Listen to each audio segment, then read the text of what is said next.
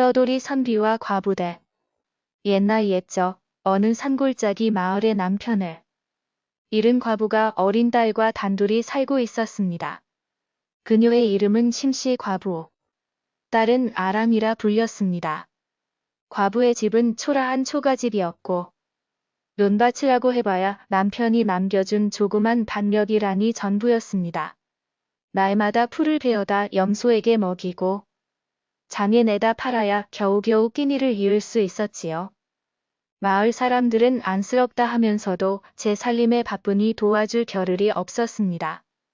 그래서 심씨 과부는 매일 내가 힘을 내야 아란이도 살아간다. 스스로를 다독이며 하루하루를 버텼습니다. 하지만 딸 아람은 아직 어린 나이라 곧잘 배고프다며 울었습니다. 과부는 딸을 품에 안고 아가야, 조금만 참아라. 하늘이 반드시 우리에게도 복을 내릴 날이 올 것이다. 하고 달래곤 했습니다. 그렇게 가난과 고단함 속에 세월이 흘러갔습니다. 어느 봄날 마을 어귀에 떠돌이 선비 한 사람이 나타났습니다.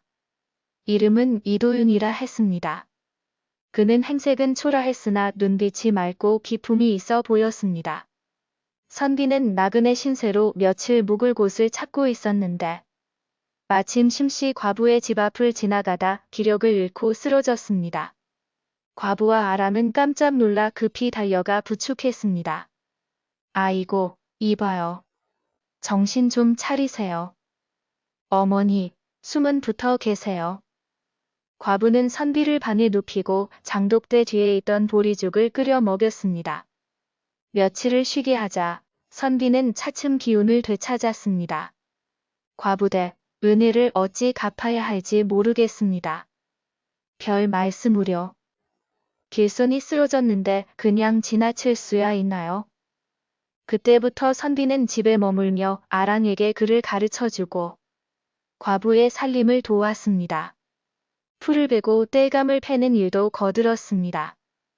아란은 글씨를 배우며 깔깔 웃었고 과부는 집안일이 한결 가벼워져 고마웠습니다. 그러나 마을에서는 수군거림이 들려왔습니다. 과부 집에 사내가 들락거리더라. 과부 체면이 뭐가 되겠나.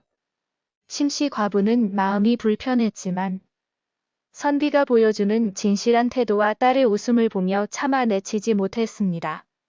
어느 날 마을에 욕심 많은 이장이 과부를 찾아왔습니다.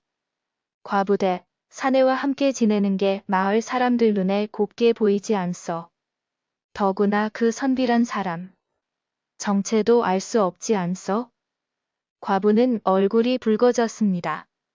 그이는 그저 은혜에 보답하려 머무는 분일 뿐입니다. 하지만 이장은 속으로 다른 꿍꿍이가 있었습니다. 사실 그는 오래전부터 과부를 탐내고 있었던 것입니다. 며칠 뒤 이장은 마을 사람들을 모아놓고 험담을 늘어놓았습니다. 과부가 선비와 정을 통한다더라. 이런 불미스러운 일은 마을의 수치다. 소문은 삽시간에 퍼졌습니다. 과부와 아랑은 동네 아이들에게 놀림을 당하고 장에 나가기도 어려워졌습니다. 선비는 참다 못해 마을 어귀에 나서서 큰 소리로 말했습니다. 내가 과부댁과 그 따님께 신세를 지고 있음을 부끄러워하지 않는다. 험담을 일삼는 자야말로 수치스러운 일 아닌가. 이장의 얼굴은 시뻘개졌습니다. 하지만 그는 속으로 두고 보자. 반드시 저 선비를 쫓아내고 과부를 내 것으로 만들리라. 이를 갈았습니다. 그날 밤 과부는 선비에게 말했습니다. 선비님, 이제 떠나시는 게 좋겠습니다. 마을 사람들의 눈초리가 너무 매섭습니다. 하지만 선비는 조용히 고개를 저었습니다. 아직은 떠날 수 없습니다. 마님과 아랑에게 해코지가 닥칠까 두렵습니다.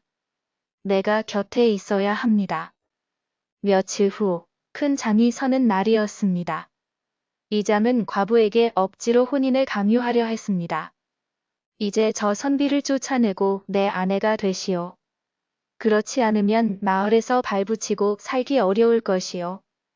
과부는 눈물을 머금고 고개를 저었습니다. 차라리 굶어 죽을지언정. 억지로는 따를 수 없습니다. 그때 떠돌이 선비 이도윤이 앞으로 나섰습니다.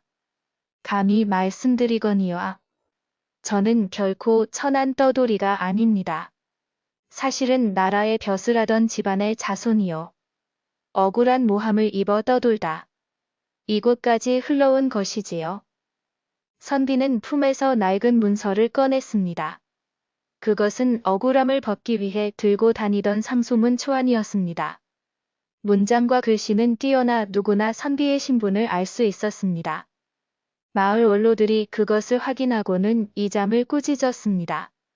내가 욕심에 눈이 멀어 과부댁을 욕되게 하고 마을을 어지럽혔구나. 이 잠은 망신을 당해 고개를 들지 못했습니다. 과부와 아람은 그제야 안도의 한숨을 내쉬었습니다. 그 뒤로 선비는 다시 과거를 준비해 벼슬길에 올랐습니다. 심씨 과부와 아람은 선비의 보호 속에 안정을 되찾았습니다. 몇 해 뒤 선비는 장원으로 급제하여 관리가 되었고 과부와 혼인하여 아람을 친딸처럼 돌보았습니다. 아람은 그를 배워 총명한 교수로 자랐고 집안은 더 이상 굶주림에 시달리지 않았습니다. 마을 사람들도 입을 모아 칭송했습니다.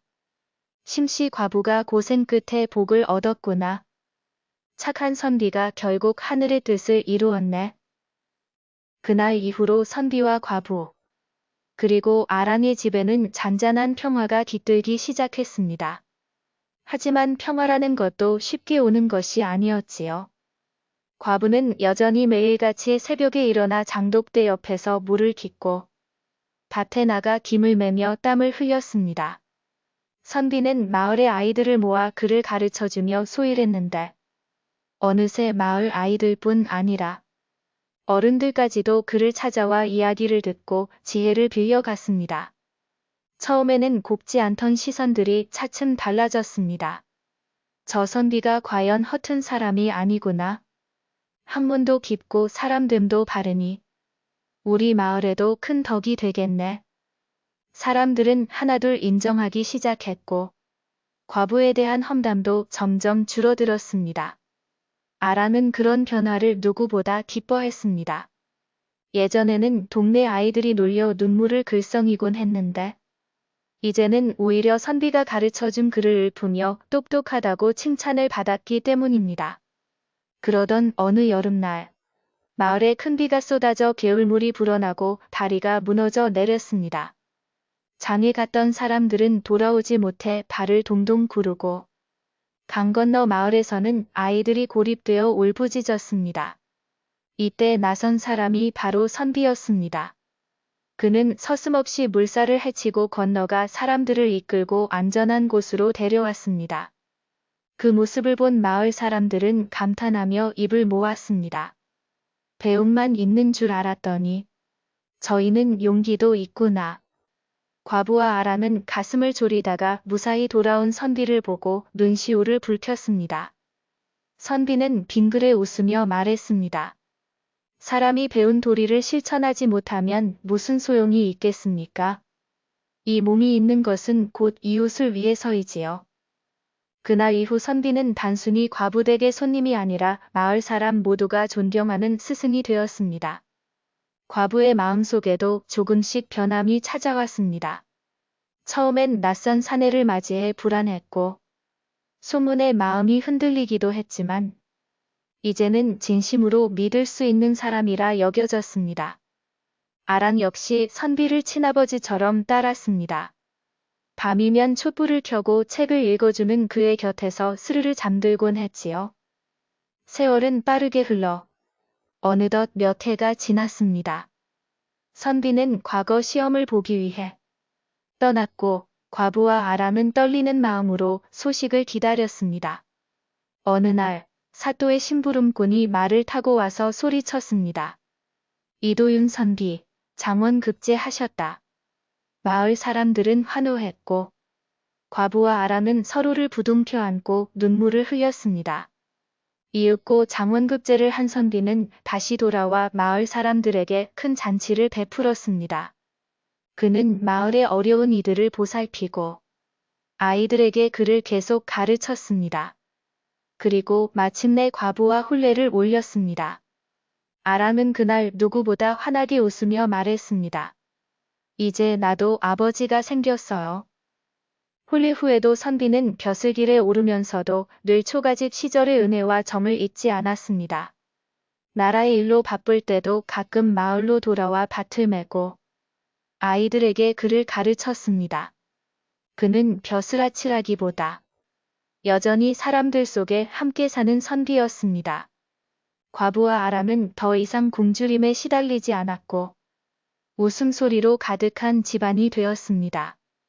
사람들은 그 가정을 두고 이렇게 이야기했습니다. 과부의 눈물과 떠돌이 선비의 발걸음이 만나 이룬 인연이니 이는 하늘이 맺어준 것일 게다.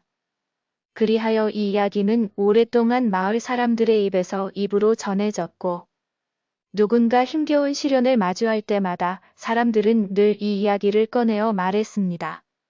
인연은 고난 속에서 피어나고 정성은 결국 복이 되어 돌아온다. 이렇게 하여 떠돌이 선비와 딸과 단둘이 살던 과부의 이야기는 끝나지만 그 속에 담긴 교훈은 오늘날까지도 살아 숨쉬고 있습니다. 들어주셔서 감사합니다. 구독과 좋아요 부탁합니다.